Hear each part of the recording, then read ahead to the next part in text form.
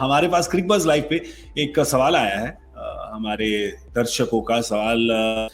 दर्शकों के तो आते रहते हैं। आशीष, आपका कुलचा सेम नहीं है वर्ल्ड कप के बाद, पर मुझे लगता है कि वो दोनों इंडिविजुअली भी इतना अच्छा नहीं कर पाए हैं, क्योंकि पहले एमएस धोनी रहते थे गाइड करने के लिए स्टंप्स के पीछे। Wow, interesting.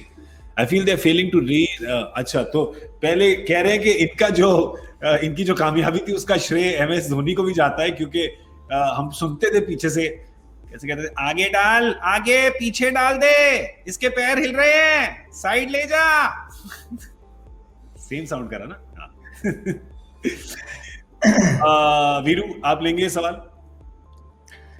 नहीं, देखिए, एमएस धोनी के रहने से ये फायदा होता था कि वो बैट्समैन को पढ़ते थे कि ये क्या सोच रहा है, क्या करने वाला है, और उसके अकॉर्डिंग वो गेंदबाजों को बता देते कि इसको दूर डाल दे, स्लो डाल दे, इसको पैर पे ही पकड़ के रख। तो ये हेल्प तो मिलती है, लेकिन इनके अर्ली कैरियर में एमएस धोनी इनकी बहुत मदद करके जा चुके हैं। अब तो इनको अपनी मदद खुद ही करनी पड़ेगी, आपको इनको खुद ही सीखना पड़ेगा, बैट्समैन को खुद ही पढ़ना पड़ेगा कि ये कौन से शॉट आराम से खेलते हैं, कौन से शॉट पे इनको दिक्कत आती है, कभी स्टेप आउट करते हैं, कभी बैकफुट पे जाते हैं। तो ये गेंदबाज जब पढ़ लेगा तब शायद उसको गेंदबाजी करनी थोड़ी आसान हो जाएगी, तो अपनी लेंथ को ऑल्टर कर सकता है। तो मुझे लगता है कि एमएस ने जो किया वो तो करके चलेगा। अब इनको खुद ही मेहनत करनी पड़ेगी, सीखना पड़ेगा अपने आप। सही बात है। वैसे अजय भाई कहते हैं ना कि बड़ा भाई आपको तभी तक लेके जाता है ग्राउंड, फिर उसके बाद आप खुद बड़े हो जाते हैं और कहते हैं आप खुद जाओ बस में चढ़ के। बिल्कुल, मैं वीरू के बिल्कुल साथ हूँ, क्योंकि देखिए ना, अगर कुंजियों से पढ़ के आपने एग्जाम दिए ना तो फिर सीखना नहीं सीखा आपने, सिर्फ आंसर डाले हैं।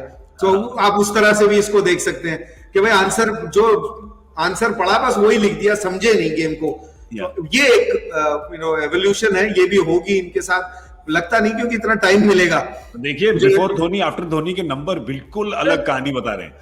बिल्कुल, इसमें कोई डाउट नहीं है। जो महेंद्र सिंह धोनी का इम्पैक्ट है, सिर्फ इन दोनों को छोड़िए, मैं तो इंडियन क्रिकेट की भी बात करता हूँ कि उनका जो इम्पैक्ट है, मैंने लाइफ टाइम में नहीं देखा किसी और का इतना इम्पैक्ट। वाइडर इंडिविजुअल इम्पैक्ट तो बहुत है, बट तो उसमें कोई डाउट ही नहीं है, नंबर्स वहां चेंज हो गए। बट ये इसका फ्लिप साइड भी होता है ना, जब आप, जैसे मैंने कहा कि कुंजी का मतलब आपको हर बार आंसर मिला हुआ, तो आपने सीखना नहीं सीखा। आपने खुद नहीं सीखा कि अच्छा बैट्समैन ये कर रहा है, ये कर रहा है, और जब वो बता रहे थे तब भी आपने ये हिसाब नहीं लगाया कि क्यों बता रहे हैं, कि भाई अगर इसके पैर नहीं चलते तो ऐसा थोड़ी है कि आंख से नहीं दिखता पैर नहीं चलते, कैसे चलते हैं वो आप नहीं पढ़ पाए। कौन सी पिच पे वो कह रहे थे कि कहां डालो, वो आपने खुद नहीं पढ़ा है। अगर कौन सी स्टेज पे धीरे डालनी है, कौन सी स्टेज पे तेज डालनी है, आपने पढ़ा ही नहीं। आपने कहा जो बोलते जाओ मैं करता जाऊंगा जी। इसीलिए आजकल की क्रिकेट में ना, आउट ऑफ सिलेबस जब भी कोई क्वेश्चन आता है तो सबको प्रॉब्लम हो जाती है।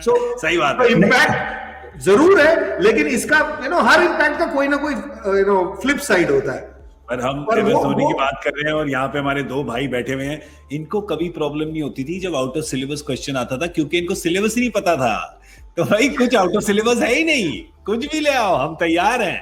ठीक है, इसलिए मैं सबको बच्चों को कह रहा हूँ, जो बच्चे देख रहे हैं उनको कह रहा हूँ कि किताबें पढ़ाई मत करो, क्योंकि फिर कंफ्यूजन नहीं होगी। एक इसमें बहुत बड़ा फर्क है। अगर 1 मिनट है हमारे पास तो बिल्कुल, 2 हैं, आप बोलो।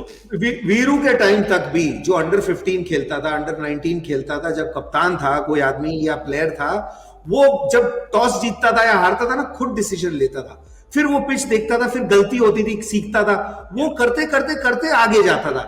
अब अंडर 12, अंडर 10, उसमें भी 4 कोच है, वो पहले से आपको लिस्ट देते हैं, इसको ऑफ स्टंप के बाहर डालनी है, इसको लेग स्टंप के बाहर डालनी है, इस विकेट पे टॉस जीत के बैटिंग करनी है, इस विकेट पे टॉस जीत के फील्डिंग करनी है। तो वो जब लड़का ग्रो होकर 8-10 साल बाद आता है ऊपर, उसको अपना डिसीजन लेने का कोई आदत ही नहीं है उसको, तो आप कैसे आप एक्सपेक्ट करते हो कि वो रीड करे पिच?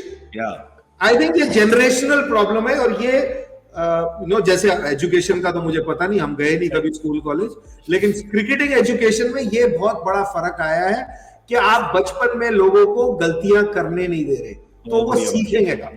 और एक ये इंग्लिश में कहावत है ना बड़ी फेमस, के give a man a fish and he will eat for 1 day and teach him how to fish and he will never be hungry for life.